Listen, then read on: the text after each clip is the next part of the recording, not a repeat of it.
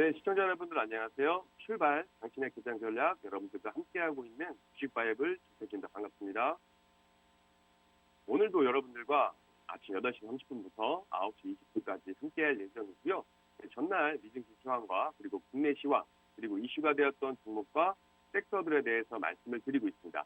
그리고 그 외에 여러분들께서 주식 투자를 함에 있어서 가장 기본적이고 기초적인 교육까지 진행을 해드리고 있고요. 방송 중에 못다한 이야기나 질문 있으시면 노란톡 오셔서 말씀해 주시면 제가 친절하게 다 답변도 드릴 예정이고, 그리고 방송 중에 못다한 이야기, 그리고 방송 자료들, 그리고 이슈가 되고 있는 종목이나 시황, 이런 것들을 실시간으로 여러분들과 소통을 하고 있으니까 노란톡 입장하셔서 많은 도움 받아보시기 바라겠고요. 노란톡 입장 방법은 문자로 샵 3989, 샵 3989로 주식바이블 보내주시면 입장 가능한 링크를 보내드릴 예정입니다. 그러면 링크 누르셔가지고 입장하시면 되시고요. 또 그 외에도 간단하게 이용하시는 방법은 화면에 보이시는 QR코드를 이용하시면 되시고요. 핸드폰 기본 카메라 어플 키셔서 화면에 나와 있는 QR코드에 갖다 대시기만 하시면 바로 입장이 가능하니까 서둘러서 입장하시기 바라겠고요. 참고로 이 방송 중에만 노란톡 입장이 가능하니까 방송 이후에는 입장이 안 됩니다. 그래서 방송 중에만 입장이 가능하니까 서둘러 오셔서 함께 하셔가지고 많은 도움 받아보시기 바라겠고요. 그럼 지금부터 출발, 당신의 개장 전략, 저와 함께 파이팅 하시면서 시작을 한번 해보도록 하겠습니다. 자, 먼저 미증시 시황을 한번 여쭤볼게요. 자, 지난 뉴욕 증시는 다우지수는 플러스 1.76%, 그리고 기술주 중심의 나스닥 지수는 플러스 3.33%, 그리고 S&P 500 지수는 플러스 2.47% 상승 마감을 했습니다. 이제 뉴욕 증시는 오늘 30일 미국의 현충일인 메모리얼 데이 연휴를 맞아 입장을 하고, 이 주말과 연휴를 앞두고 주가는 오름세를 보이는 모습을 보였습니다. 다우지수는 6거래일 연속 올랐으면서 이번 주에만 약 6.24% 오르는 모습을 보였고요. S&P 500 지수와 나스닥 지수는 각각 6.58%, 6.84% 상승을 했습니다. 다우지수는 9주 만에, 그리고 S&P 500 지수와 나스닥 지수는 8주 만에 상승 반전을 한 모습이고요. 다우지수는 지난주까지 8주 연속 하락해서 1923년 이후에 최장 기간 하락을 한 바 있고요. 투자자들은 연준이 선호하는 물가 지표인 4월 근원 개인 소비 지출 PCE 가격 지수가 2개월 연속 하락해서 이제 5% 아래로 떨어지지 안도하는 모습을 보였습니다. 이제 4월 근원 PCE 가격 지수는 지난해 같은 기간보다 4.9% 상승해서 전달 기록한 5.2%에서 둔화하는 모습을 보였고요. 이날 수치는 월스트리트 저널이 집계한 전문가들의 예상치에 부합하는 수준으로 2월 기록한 40년 만에 최고치인 5.3%에서 2개월째 하락하는 모습을 보여줬습니다. 근원 PCE 물가는 전월 대비로는 0.3% 올라서 3개월 연속 같은 수준을 유지했고요. 변동성이 큰 음식과 에너지를 포함한 4월 PCE 가격 지수는 지난해보다 6.3% 상승하는 모습을 보였어요. 이는 전달 기록한 1982년 1월 이후 최고치인 6.6% 상승해서 둔화한 모습이고요. 4월 PCE 가격 지수는 전월 대비로는 0.2% 상승해서 전달 기록한 0.9% 상승을 크게 잇돌았습니다. 소비자들의 경제 신뢰도를 보여주는 5월 미시간대 소비자 태도지수는 부진한 모습을 보였는데, 이날 수치는 58.4로 확정돼서 앞선 예비치와 월스트리트 저널이 집계한 전문가 예상치인 59.1을 밑돌았고요. 물가지표 발표 이후에 신년물 부채 금리는 2.71% 수준까지 하락하는 모습을 보였습니다. 전날에는 2.75% 수준이었어요. 기업들의 실적은 개별 기업별로 좀 엇갈리는 모습을 보여줬고요. 의료업체 갭은 연간 순이익 전망치를 하향했다는 소식에 주가는 장중 10% 이상 하락했으나 상승 반전하면서 4% 이상 올랐고요. 미용 제품 업체인 울타뷰티는 분기 실적이 예상치를 웃돌았다는 소식에 주가는 12% 이상 오르는 모습을 보였습니다. 대형 창고형 할인 매장 코스트코는 예상치를 웃돈 매출에도 동일 점포 매출 증가율이 예상치에 못 미치면서 주가는 1% 상승에 그쳤고, 컴퓨터 제조업체 델 테크놀로지의 주가는 예상치를 웃돈 매출 등의 12% 이상 상승을 하는 모습을 보였습니다. 인사 관련 기술업체인 워크데이는 예상치를 밑돈 실적 발표에 주가는 5% 이상 하락을 했고요. S&P 500 지수 내에 11개 업종이 모두 상승하는 모습을 보였습니다. 임의 소비재와 기술 관련주가 3% 이상 올라 상승을 주도를 했고 부동산, 통신, 자재, 산업 관련주도 모두 2% 이상 오르는 모습을 보였고요.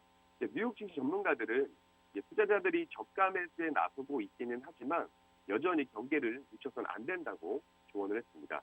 인터랙티브 브로커스의 스티브 소스니 수석 전략가는 사람들은 그동안 잘 작동해온 전략이나 이 전술을 포기하는 것을 꺼린다면서 고객들이 지금 단호하게 매수에 나서는 모습이 목격되고 있다라고 말을 했고요. 뱅크 오브 아메리카 글로벌 리서치가 EPFR이라고 이 자료를 분석한 결과에는 지난 25일로 끝난 한 주간 글로벌 주식형 펀드로 210억 달러, 약 26조 4천억 원 가량이 유입이 됐다고 이야기를 했고요. 이는 10주 만에 가장 많은 유입 규모를 보여주고 있습니다. BMO 웰스 매니지먼트의 영유마 수석 전략가는 마켓워치에 주식시장의 비관론이 너무 깊어졌기 때문에 적당히 좋은 뉴스에도 조그만 호재에도 시장이 좀 더 긍정적으로 반응할 수 있다라고 말을 했고, 그러나 그는 정보 해제 깃발과 같은 것을 흔들기에는 아직 시기상조라면서 우리는 여전히 불안한 시장을 예상한다라고 덧붙였습니다. 시카고 상품거래소 패드워치에 따르면 연방 기금 금리 선물 시장에서 연준이 6월 회의에서 기준금리를 20스텝으로 인상할 가능성은 96.8%를 기록했고 7월 회의에서는 20스텝 가능성이 90.4%에 달하는 모습을 보여줬습니다. 시카고 옵션거래소 변동성 지수는 전날보다 6.47% 하락한 25.72를 기록을 하는 모습을 보였고요. 자, 차트를 보면서 한번 말씀을 드릴게요. 자, 다우존스 일봉 차트고요. 보시면 이때 저점을 한번 이탈을 해주고 그리고 나서 주식은 이제 하락을 해주는 모습이었습니다. 거기에 다시 한번 반등을 하면서 해주는 모습이었지만 이 32,600포인트에서 저항을 맞고 한번 더 하락을 해주고 다시 한번 이탈을 해주고 지금 지지를 해주는 모습을 보이고 있어요. 이 주가라는 것은 물론 오를 수도 있고 하락할 수도 있는 부분이긴 하지만 지금 이 현재 지수가 시장을 바라보는 시선들이 아까 말씀드렸지만 바닥을 찍고 올라오고 있는 시선이 있고 아직은 시기상조다, 우려하기엔 좀 그렇다라는 부분도 있지만 지금 보시게 되시면 주가가 이 32,000포인트를 32,600포인트를 지지해주고 주가가 계속 형성이 된다면 당연히 추가적인 반등이 가능하겠지만 반대로 하방 압력과 인플레 압력이 계속해서 시장에 영향을 준다면 하락을 할 가능성도 있고 지금 이 흐름 자체가 바닥을 찍고 상승을 해준다고 한다면 굉장히 좋은 시장 흐름이 이어질 수 있겠지만 반대로 이런 식으로 기술적 반등 이후에 하락을 그대로 이어지는 모습이라고 흐름이 이어진다면 물론 추가적인 하락도 가능하기 때문에 그 부분 염두에 두시면서 대응을 하셔야 될 거고요. 주봉 차트상에도 볼게요. 주봉 차트상에도 저점 이탈을 한번 해주고 나서 지금 현재 주봉상에는 다시 한번 그 위로 올라와 주고 있는 모습인데 월봉 차트를 보게 된다면 지금 이 33,200포인트 여기가 지지력과 이탈 여부를 두고 테스트하고 있는 굉장히 중요한 변곡점의 모습이다라고 판단을 하시면 되겠고요. 물론 이제 월봉상이라 하더라도 이제 남은 기간이 얼마 안 남았기 때문에 다음 주라기보다 이제 6월에 오는 그 주가 흐름도 한번 판단을 같이 보시면서 하셔야 되겠습니다. 자, 그러면 나스닥 지수 한번 볼게요. 나스닥 지수 역시 이탈을 해주고 나서 다우 지수보다는 좀 약한 모습이긴 해요. 근데 물론 하락과 상승을 해주고 다시 한번 저항을 맞고 하락을 또 했죠. 그리고 나서 지금 다시 그 저항점, 이 저항대를 다시 한번 올라와 지지를 해주는 모습인데 주봉상 보게 되더라도 현재 이탈을 한번 해주고 나서 이 흐름이 주봉상 흐름이 박스권으로 이어질지 아니면 추가적인 하락으로 이어질지 상승을 할지 한번 봐야겠지만 월봉 차트를 보게 되면 조금 더 약한 모습이 보이기 때문에 추가적인 하락 가능성도 항상 염두에 두셔야 된다 이렇게 보고 말씀을 드리겠습니다. S&P 500 지수 같은 경우도 워낙에 다우 지수와 좀 비슷한 흐름을 보였던 부분이라 제가 간단하게 차트만 보여드리고 이 부분은 다우 지수 시황 설명해 드린 걸로 대체를 좀 하도록 할게요. 자, 그러면 지금 현재 미 증시에 바라보는 시선들이 여러 개가 있고 미국 증시에 관련해서 지금 어떤 이슈들이 있나 한번 확인을 해보겠습니다. 일단 첫 번째로 말씀드린 것처럼 미국 증시를 바라보는 시선이 두 가지가 있죠. 그리고 거기에 이번에 또 전쟁이 계속 장기화되면서 곡물 가격이 오르면서 식량 안보 문제가 있었고, 그리고 원숭이 두창 관련해서도 지금 예상 밖에 좀 빠르게 확산이 되는 모습입니다. 물론 국내에서도 치료나에 대한 것보다는 백신 자체가 있기 때문에 지금 국내에서도 이 백신 확보를 위해서 움직임을 보이고 있다는 기사를 아마 보셨을 거라고 생각이 됩니다. 자, 처음 이슈에 대해서 한번 말씀을 드려볼게요. 미국 증시가 과연 바닥을 찍었느냐, 아니면 아직 기술적 반등으로 인한 추가적 하락 가능성이 있느냐, 이런 부분에 대해서 좀 의견들이 많은데, 미 증시가 반등하는가 하면 다시 하락하는 패턴을 반복하면서 저점을 낮춰가고 있었습니다. 이런 가운데 지난주 이제 증시에 나타난 랠리는 이전과는 다르다는 분석이 나왔고요. 결국에는 약세장 속 일시 반등으로 판명난 이전의 베어마켓 랠리와는 달리 이번 반등을 진짜 반등이라 볼 만한 여러 신호가 포착되고 있기 때문이라고 밝혔는데요. 이 밸런스는 현지 시간 26일부터 이어진 반등이 진짜 반등이라고 보는 여러 근거 중 하나로 S&P 500 지수의 틱을 언급했는데요. 틱 지수는 뉴욕 증권거래소에서 단기간 상승한 종목에서 하락한 종목수를 뺀 것이고요. 틱 지수는 1822를 기록했는데 이것은 이제 1년여 만에 최고치를 기록하는 모습이었습니다. 매체는 과거에도 틱이 이렇게 하루에 상방으로 크게 이동하면 S&P 500 상승세가 이어졌다고 설명을 했고요. 신저점을 기록하는 종목의 수가 줄어드는 것도 주목할 만한 현상으로 언급을 했습니다. 이번 주에 신저점을 갈아치운 주식형 상장지수 펀드의 수는 9개에 불과했는데 지난주 24개나 2주 전에 96개에 비해서 눈에 띄게 줄었다는 모습이고요.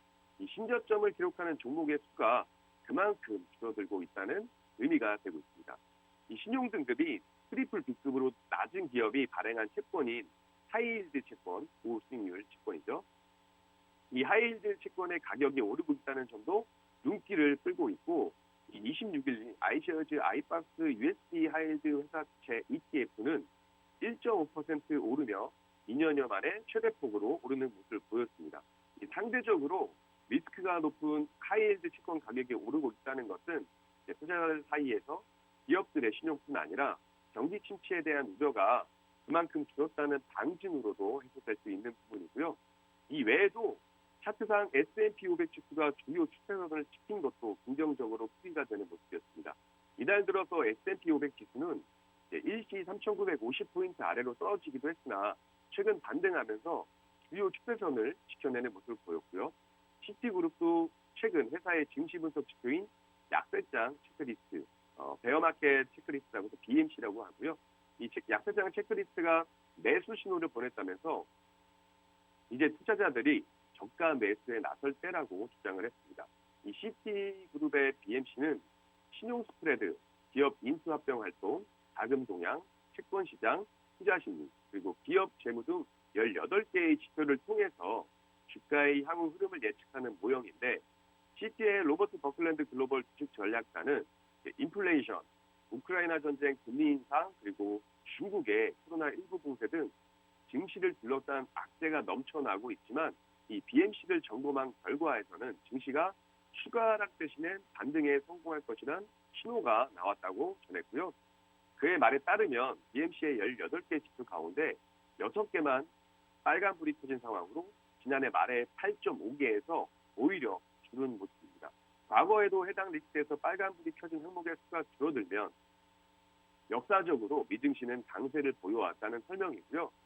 버클랜드는 과거에도 빨간불이 켜진 항목의 수가 6개로 줄어들면 향후 12개월 미증시가 평균 31%의 탄탄한 오름세를 보였다고 언급을 했고, 실제로 지난 2020년 2월 코로나19 사태 초기에 지표 가운데 5.5개가 빨간불이 켜지며 증시의 매수 신호가 들어왔는데 이후 3월에 증시가 바닥을 짚고 엄청난 랠리를 펼친 바 있습니다. 물론 그거는 저희가 차트를 볼 때마다 보셨겠지만 3월에 증시가 한번 하락을 보여주고 나서 계속해서 랠리를 좀 보여준 모습이었죠. 최근 BMC 지표 가운데 여전히 빨간불이 켜져 있는 지표는 국채금리, 자기자본이익률 등이라고 얘기하고요.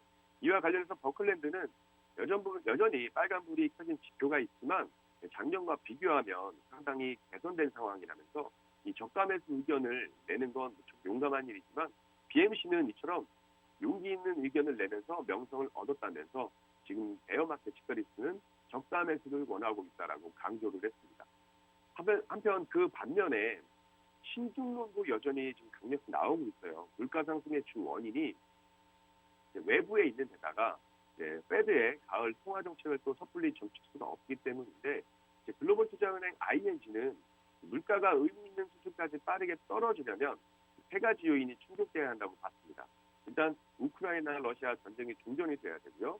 그리고 중국의 제로 코로나 정책에 변화가 있어야 되고요.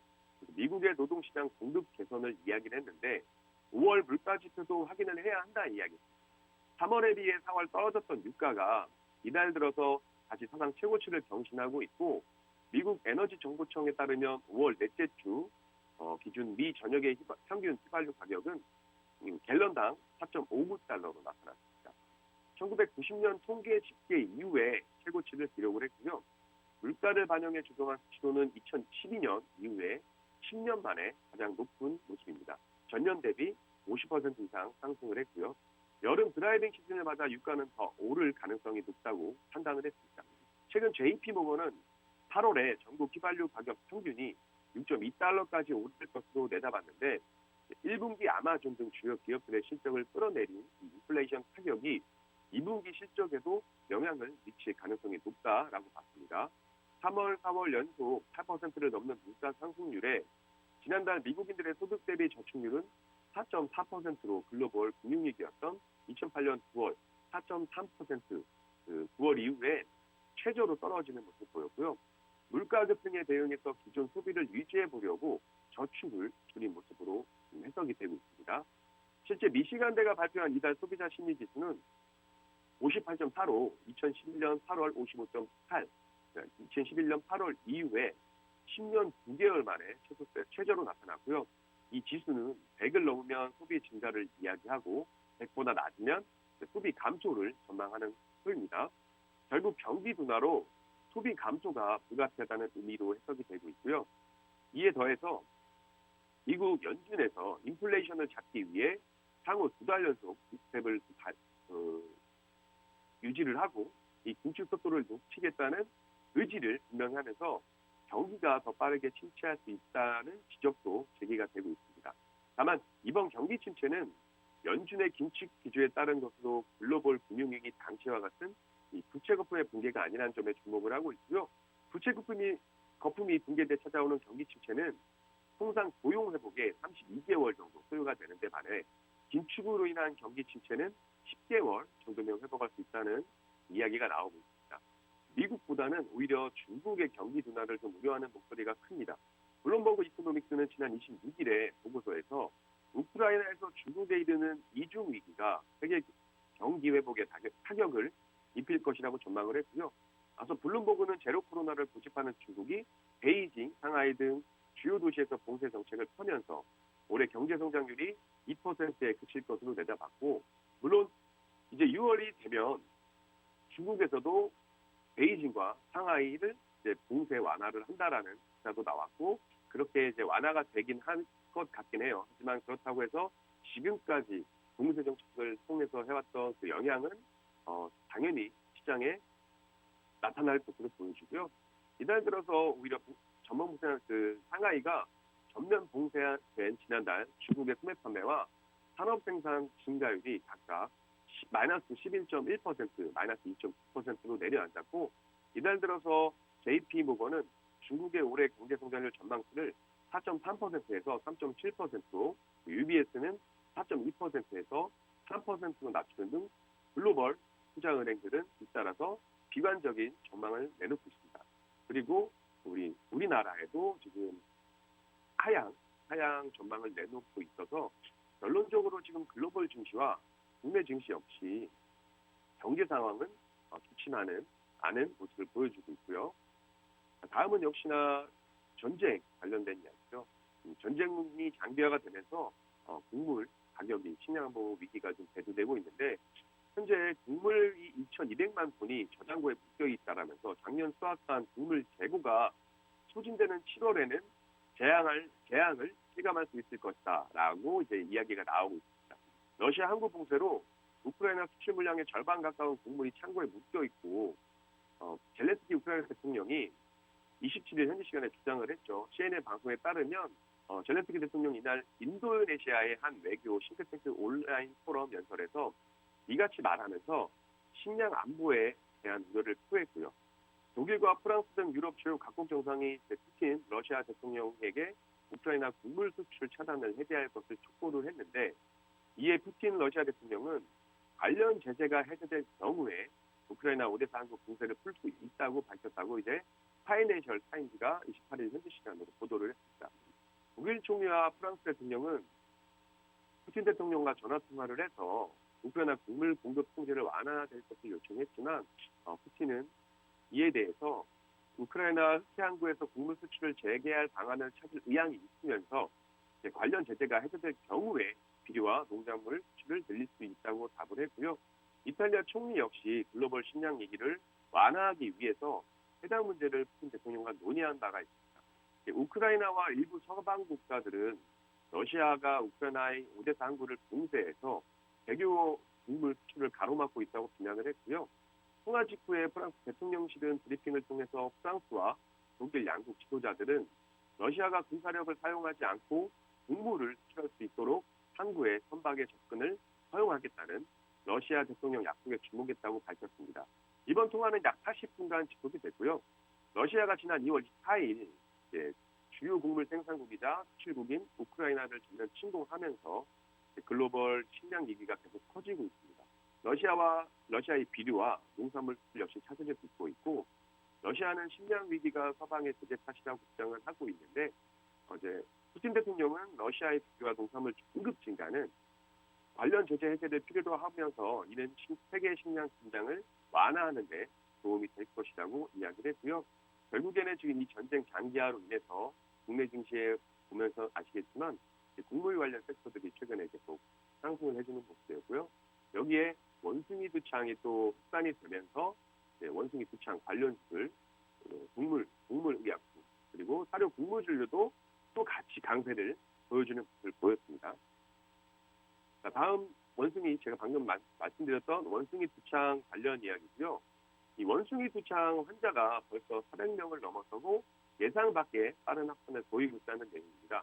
원숭이 두창이 예상보다 빠른 속도로 여러 나라에 확산이 되고 있고 당초에 코로나19와 같은 큰 위협이 되지 않을 것으로 예상했던 국제기구와 전문가들도 이제는 신속한 대응의 필요성을 강조하고 있는 모습을 나타내고 있습니다. 원숭이 두창은 지난 6일 영국에서 첫 감염자가 보고된 이후에 23일 만에 20여 개국 국가로 확산되고 환자 수도 400명을 넘어선 것으로 파악이 되고 있어요. 29일 국제통계 사이트 아워월드인데이터에 따르면 지난 27일 기준으로 원숭이 두창 환자는 22개국에서 약 403명이 발생을 했고요. 영국에서 가장 많은 106명의 환자가 나왔고 스페인 106명, 그리고 포르투갈 74명, 그리고 독일 21명, 이탈리아 12명, 네덜란드 12명 이렇게 유럽 전역에서 감염 사례가 보고되고 있습니다. 북미 지역에서도 미국이 9명, 캐나다가 26명의 감염자가 발생을 했고요. 이제 이 원숭이 두창은 중동과 중남미로도 번지는 모습을 나타내고 있어요.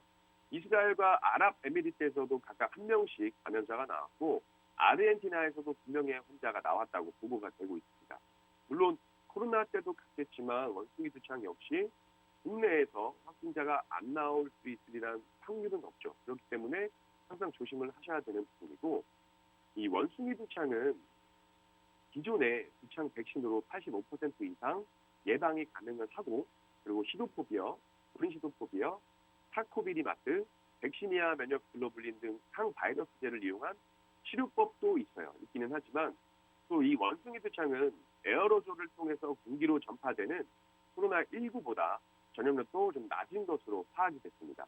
환자의 병변이나 체액을 직접 접촉하는 방식으로 주로 전염되는 것으로 알려져 있고, 이 때문에 세계보건기구 WHO도 원숭이 두창 발생 초기 크게 경계해야 하는 질병이 아닌 것으로 판단을 했습니다. 하지만 이 WHO는 원숭이 두창이 예상보다 빠르게 여러 나라로 전파되자 각국의 경계 강화를 주문하고 있고요. 이 WHO는 코로나19 대응 기술팀장이 지난 26일 브리핑에서 앞으로 더 많은 사례가 감지될 것으로 예상이 된다면서 각국의 감시 수준을 상향해달라고 요구하고 있다라고 이야기를 했습니다. 이 원숭이 두창은 당초에 아프리카 지역 밖에서는 거의 발생하지 않았던 감염병인데 사람 간 전파 사례도 좀 드문 모습이었어요. 하지만 아프리카 지역을 방문했던 여행객이 본국으로 돌아와서 다른 사람과 밀접한 신체 접촉을 가지면서 유럽으로 전파된 것으로 보이고요.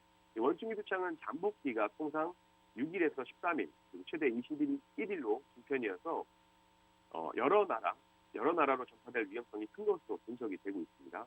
질병관리청도 입국자를 통한 국내 유입 가능성을 배제할 수 없다고 보고 감시를 강화하고 있는 모습이고요.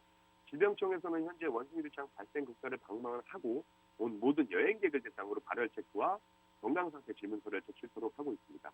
또 귀국 후에 3주 이내에 의심 증상이 나타난 경우에는 질병관리청 콜센터로 우선 연락할 것을 권고하고 있고, 질병청은 회의에서 방문할 경우에 마스크 착용과 손 씻기 등 기본적인 방역 수칙을 준수해 줄 것을 요청을 했습니다. 지금 코로나19로 힘든 시간을 보내고 나서 마스크로 외부에서 마스크 의무 주고 해제가 돼서 좀 편하게 생활을 할 수 있나 했지만 지금 원숭이 두창이 나오면서 또 좀 힘들어지고 있는 모습이기 때문에 여러분들 그럼에도 불구하고 항상 건강 조심하시기 바라겠고요. 자, 미증시 시황 여기까지 말씀을 드리고 잠시 쉬었다가 이제 국내 시황 한번 보도록 하겠습니다. 잠시 후에 뵙겠습니다.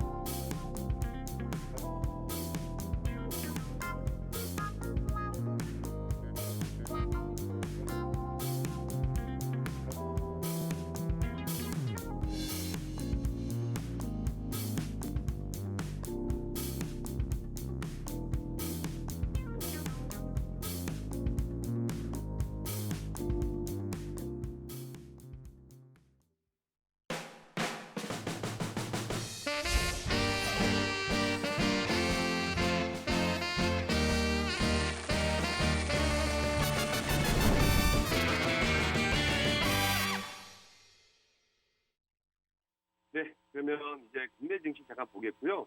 국내 증시 코스피 코스닥 같은 경우는 이제 지난 금요일 국내 증시 역시 상승 마감을 했죠. 간밤에 미국 뉴욕 증시에서 이제 뉴욕 지수 주요 3대 지수가 일제히 상승을 했고, 투자 심리가 개선된 영향으로 이제 수리가 되면서 일본 정부도 역시 2년 만에 외국인 관광객을 또 허용한다는 소식도 들리면서 여행 및 항공 기업의 상승 좀 두드러지는 모습을 보였고요.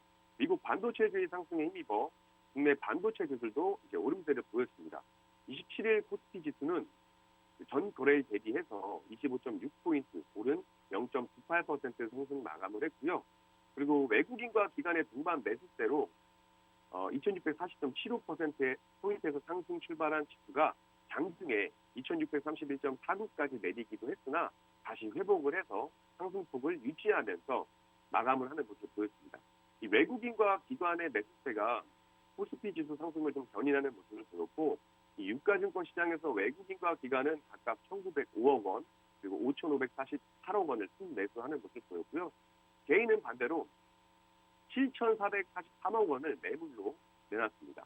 이 코스피 시가총액 상위 10개 종목은 대체로 상승하는 모습을 보였고요.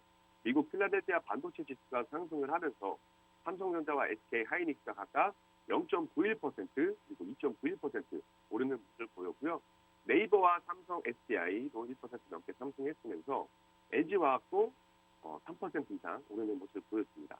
이 상승 업종은 운수창고, 보험, 화학, 금융업, 섬유의복 등이 올랐고 반대로 하락했던 업종은 비금속 광물, 철강금속, 그리고 의약품, 전기가스업, 그리고 건설업 등이 하락하는 모습이었습니다.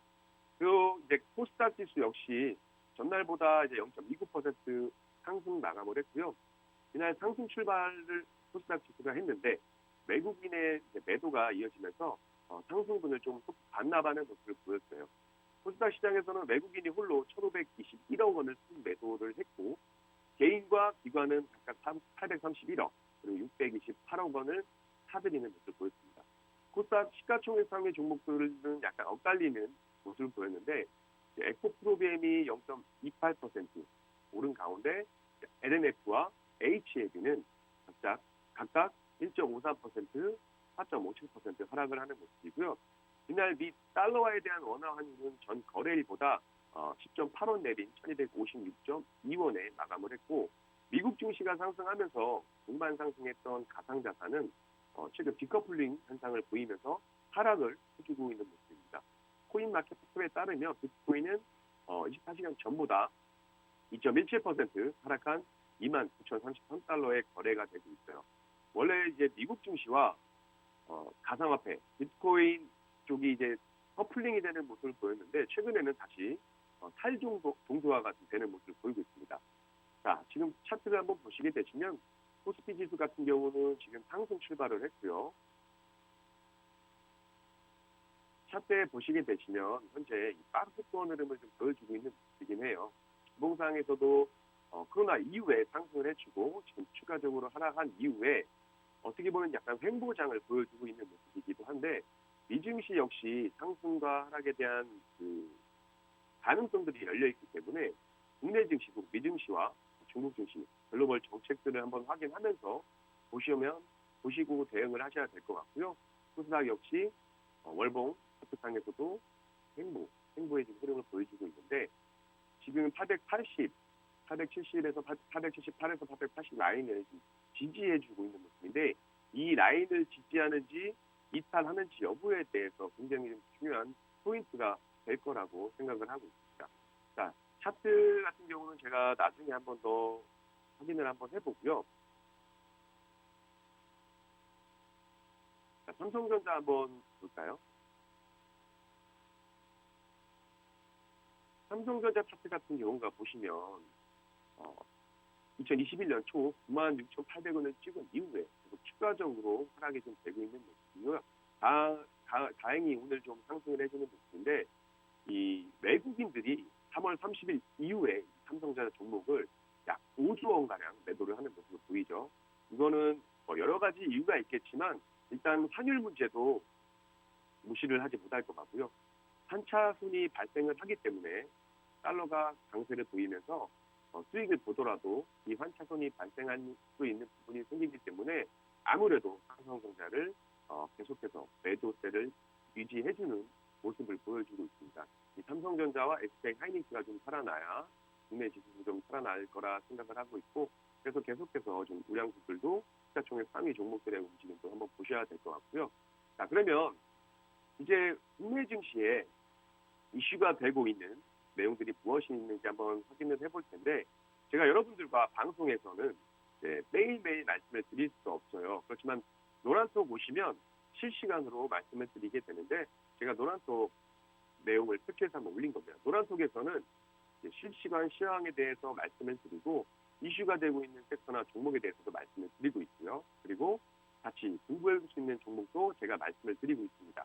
그래서 여러분들께서 노란톡 들어오셔서 질문하시면 답변도 드리고 실시간으로 저와 소통 가능하니까 노란톡 입장하셔서 많은 도움 받아보시길 바라겠고요.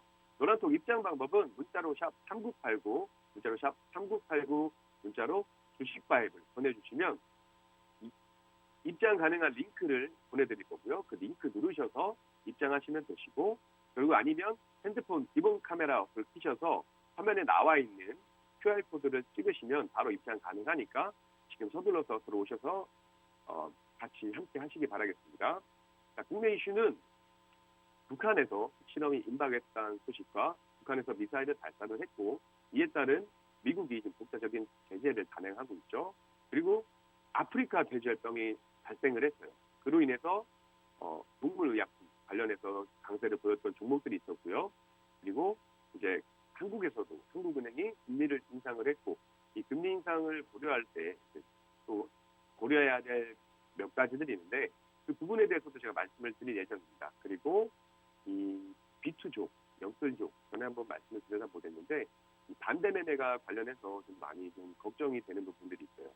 자, 첫 번째로 말씀을 드릴게요. 북한의 추가 핵실험이 임박한 것으로 보이는 가운데 북한이 핵실험의 최종 단계격인 케이블 연결 작업만 남겨놨다는 미국 전문가의 주장이 나왔습니다.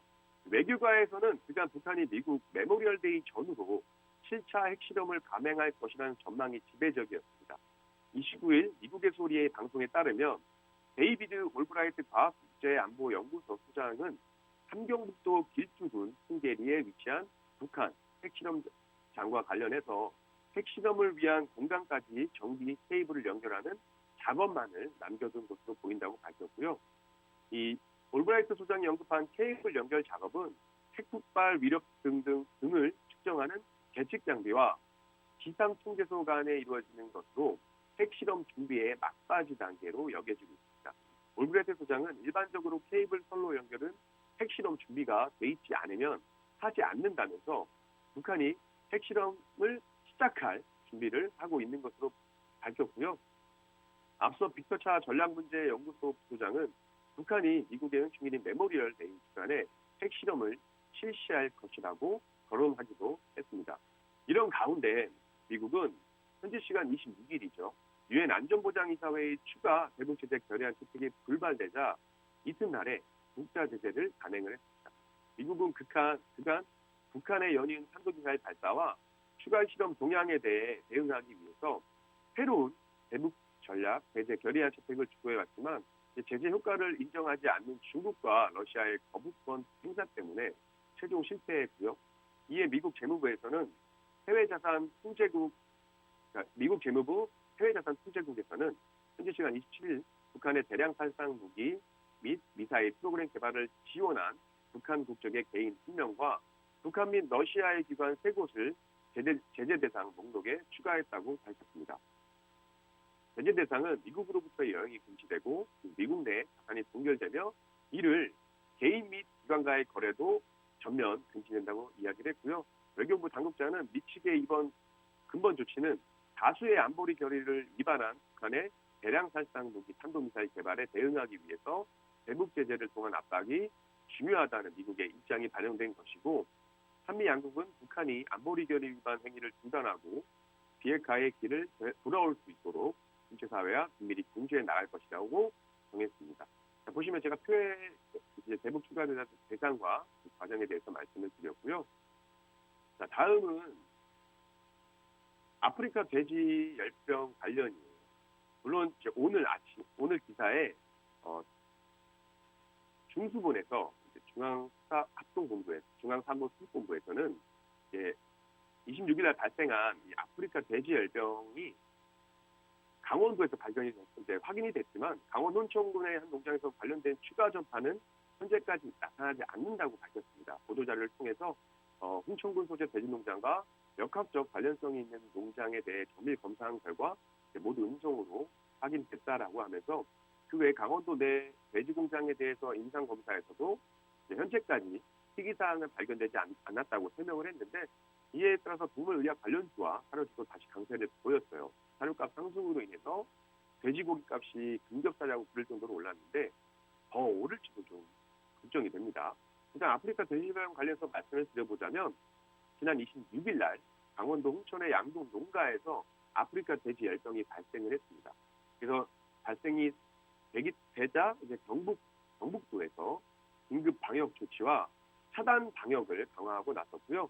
29일 경북도에 따르면 지금까지 야생멧돼지 아프리카 돼지 열병은 경기도, 강원을 넘어서 충북, 경북, 상주, 문경, 울진까지 확산됐으면서 양동 농가에서의 발생은 지난해 10월 인제 지역 발생 이후에 7개월 만이라고 이야기를 했습니다.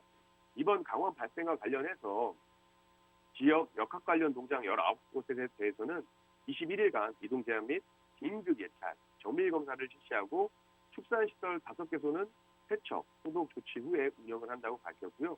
또 방역이 취약하거나 시설이 미흡한 농장 등에 대한 실제 점검도 이번 달까지 집중 실시할 계획입니다. 경북도는 그동안 아프리카 돼지열병 바이러스가 농장 내부로 유입되지 않도록 양돈 농가에 강화된 방역시설 설치를 추진하고 있으며 이를 위해서 총 사업비 151억 원을 지원을 했고요. 현재 도내 양돈 농가에서 656호 중 71%인 470호 농가에서 내부 울타리 등 강화된 방역시설 설치를 완료한 상태예요. 지금 이 아프리카 돼지열병 같은 경우도 중수분에서는 현재까지 아무런 추가적인 전파가 없다라고 밝혔지만 이 경우도 혹시나 추가적인 전파가 계속돼서 나타난다고 가정을 한다면 이에 또 다 관련주들이 강세를 보일 수 있기 때문에 이 부분도 항상 주의 깊게 보시면서 뉴스도 한번 확인해 보시면서 찾아보시면 되실 것 같고요. 자, 다음은 이제 지난주에 한국은행이 목요일이죠. 26일 날 기준금리를 연 1.7%로 인상을 했습니다.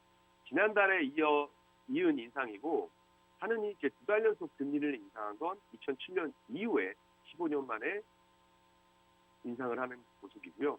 그만큼 물가 상승세가 심상치 않다는 얘기가 되겠고 일부에서는 한국도 미국처럼 기준금리를 한 번에 0.5포인트 이렇게 올리는 빅스텝을 단행해야 한다고 주장을 하는 모습도 나왔습니다. 이창용 한은 총재는 앞서 한국에서도 빅스텝을 배제할 수 없다라고 말하기도 했고요. 다만 이 총재는 기자간담회에서 빅스텝 발언과 관련해서 특정 시점에 빅스텝을 하겠다고 해석하면 안 된다라고 밝혔고 이 총재는 당분간 물가를 중점에 두고 통화 정책을 운용하겠다고 밝히면서 금리 조정에 참고할 지표들을 구체적으로 언급을 했습니다. 일단 기본적으로 물가를 잡기 위해서 통화 정책을 운용하겠다는 약간 매파적인 기조를 나타냈고요. 이 총재는 6월 초 통계청에서 5월 물가 상승률을 발표할 예정이라면서 저희 생각으로는 5%가 넘는 숫자가 나올 가능성이 높다고 본다라고 말을 했습니다. 이 총재는 물가가 언제 정점에 이를 것으로 보느냐는 질문에는 여러 가정에 달려 있다면서 현재 유가가 2분기에 배럴당 107달러 정도 하던 것이 연말에는 99달러, 내년에는 90달러 중반으로 떨어질 것으로 가정을 하고 있다라고 말을 했고요. 유가는 비교적 안정세를 보이겠지만 국제곡물 가격이 내년 상반기 초까지 물가를 자극할 수 있다는 게 이 총재의 판단이고요. 이 총재는 이제 곡물 가격은 한번 올라가면 상당한 정도 이제 오래 간다라면서 경작하고 공급이 늘어나는 데 시간이 걸리기 때문이라고 설명을 했는데 당분간 물가 상승률이 5%를 기록하고 내년에도 4%를 상당 기간 유지할 것으로 내다보고 있습니다. 다만 이런 전망은 우크라이나 사태와 같은 글로벌 공급망 교란 요인이 점차 정상화될 것이라는 가정하에 근거가 되고 있고요. 이 때문에 공급망 차질이 장기화가 될 경우에는 물가가 하는 예상보다 좀 더 치솟는 모습이 나오겠고 그렇게 되면 한국은행 역시 긴축 속도를 더 올릴 수밖에 없을 것이란 관측이 나오고 있습니다. 통계청은 내달 3일 5월 국내 소비자 물가 상승률을 발표할 예정인데 중앙은행이 기준금리를 인상하는 데 고려하는 중요한 요인 중 하나가 물가와 함께 성장률이고 금리 인상이 성장을 방해할 수 있기 때문이죠. 이 총재 역시 기자간담회에서 7월 중순에 2분기 국내 총생산 자료가 발표된다고 언급을 했고 이번 금리 인상 결정에서는 성장이 큰 고려 요인은 되지 않았다. 다만 이 총재는 경제 성장률이 둔화되고 있는 것은 사실이라면서 스태그플레이션을 우려할 상황은 아니라고 했습니다. 한은에서 당초 3%로 전망한 경제 성장률은 2.7%로 하향 수정을 했고요. 이 한국은행에서 스텝을 고려할 요건들 중에는 방금 말씀드린 물가가 부분도 있을 거고 그리고 GDP가 있을 거고 그리고 미국의 긴축 속도가 얼마나 빨라질 것이냐 아니면 긴축이 완화가 될 것이냐 이런 부분도 봐야겠죠. 그리고 마지막 네 번째가 이제 가계부채. 금리 인상이 오면 이제 가계부채 빚을 내서 집을 샀다든지 어쨌든 은행에 빚이 있는 분들은 그 감당해야 될 이자 금액이 늘어나기 때문에 이 부분도 계속해서 한번 봐야 될 것이라고 생각이 되고 있습니다. 자세한 내용이 있는데 시간 관계상 제가 다 못 해드릴 것 같은 기분이 들어서 말씀이 들어서 일단 간략하게 포인트만 좀 말씀을 드릴게요. 그렇지만 이 금리 인상의 가능성은 항상 열어두고 여러분들은 주식 투자를 함에 있어서 이 금리 인상이 앞으로 어떻게 될 것인지 미국의 금리 인상과 또 국내의 금리 인상 같이 확인을 한번 해보시면 되겠고요. 마지막 말씀드릴 내용이 이 가계부채 관련해서 말씀을 드리는 겁니다. 이제 지금 주택담보대출 금리가 8%를 돌파할 것으로 보이고 있어요. 그래서 이 B2와 명끌족들의 이제 악소리가 난다 이런 헤드라인 기사를 보셨을 텐데 이제 국내 증시가 부진한 흐름을 이어가면서 이 반대 매매 규모가 3년 동안 지금 2배 이상 늘어나는 것으로 나타나고 있습니다. 29일 금융투자협회에 따르면 올해 1월부터 이달 26일까지 위탁매매 미수금 그리고 위탁매매 매수금 대비 실제 반대 매매 규모는 하루 평균 약 167억 원이라고 밝혔고요. 이는 코로나19 사태 이전인 2019년 같은 기간의 2배 높은 수준입니다. 여기에 코로나19 사태 초기인 2020년 같은 기간에 보다도 많은 수준이고요. 이 미수거래는 개인 투자자가 증권사에서 돈을 빌려 주식을 사고 그리고 며칠 후에 대금을 갚는 초단기 외상을 얘기하는데 이 반대 매매는 투자자가 외상으로 산 주식에 결제 대금을 납입하지 못하면서 증권사가 주식을 강제로 팔아서 채권을 회수하는데 중요한 건 하한가로 판다는 얘기죠. 그러면 이 하한가가 후매를 부르고 후매가 반대 매매를 다시 부르는 이런 악순환이 있었을 때입니다. 월별로도 하루 평균 반대 매매 규모가 지난 3월 148억 원, 그리고 4월 156억 원, 이달 171억 원까지 지속적으로 늘어나고 있고요. 이는 국내 증시 약세에 개인 투자자들이 빌린 돈을 갚지 못한 데에 따른 것으로 해석이 되고 있고 지난 2027년 종가 기준 코스피는 2638.05포인트로 올해 들어서 11.7% 코스닥 지수도 15.8% 하락을 하는 모습을 보였어요. 미수거래 투자자들은 자신이 보유한 투자 원금 이상의 주식 거래를 하게 되면서 주가가 하락하면 일반 거래보다 더욱 큰 손실을 입는 거고 자칫 주식을 다 팔아도 빌린 돈을 다 갚지 못하는 깡통 계좌로 전략을 할 수가 있습니다. 여러분들께서 바닥이라 생각을 했기 때문에 추가적인 매수를 하기 위해서 신용을 쓰거나 미수거래를 하실 수 있죠. 이 반대 매매 이후에 남아있는 미수 금액에 대해서는 연체 이자를 내야 하고 또한 반대 매매가 많아지면 주식시장에 매물이 쏟아지면서 증시의 하방 압력도 커질 가능성이 있어요. 이런 부분들 때문에 제가 노란톡에서도 투자는 심리를 다스리면서 여유를 가지고 하셔야 된다는 말씀을 드리고 있습니다. 욕심을 내는 것은 투자가 아니기 때문에 여러분들께서는 욕심을 부리는 것보다는 신중하게 주식시장을 하시면 되고요. 여러분들의 자산이잖아요. 여러분들 자산을 가지고 투자를 하는 거기 때문에 좀 더 신중하게 주식시장에 임하셨으면 좋겠고요. 이 부분 제가 노란톡 보시면 말씀을 드리고 있으니까 서둘러 입장하시기 바라겠습니다. 자, 오늘 제가 준비한 내용은 여기까지고요. 오늘도 행복한 하루 되시고 다음 시간에 다시 한번 찾아뵙겠습니다. 감사합니다.